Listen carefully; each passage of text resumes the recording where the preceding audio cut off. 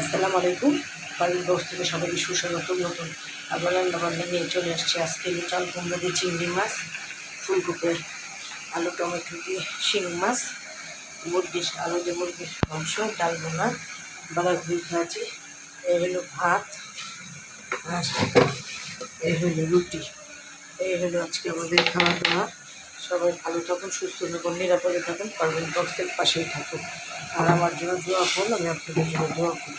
এই চাল কুমড়া দিয়ে চিংড়ি মাছ তরকারি, ফুলকপি আলু টমেটো দিয়ে শিং মাছ তরকারি, মুরগির মাংস আলু দিয়ে ডাল, বাঁধাকপি ভাজি, ভাত, আর হলো রুটি। এইগুলো আজকে খাওয়া দাওয়া। সবাই ভালো থাকুন, সুস্থ থাকুন, নিরাপদে থাকুন, পারবেন বক্সের পাশেই থাকুন। আমার জন্য দোয়া করুন, আমি আপনাদের জন্য দোয়া করি। মনে করে লাইক, কমেন্ট, শেয়ার এবং সাবস্ক্রাইব করে দেবেন, বেল আইকনটি ক্লিক করে দেবেন।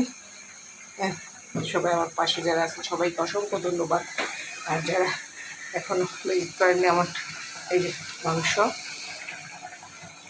আলু দিয়ে, তারপরে হইল ফুলকপি আলু টমেটো দিয়ে শিং মাছ, চিংড়ি মাছ দিয়ে চাল কুমড়া, ডাল ভুনা, বাঁধাকপি ভাজি, ভাত, রুটি। এইগুলো আজকে খাওয়া দাওয়া।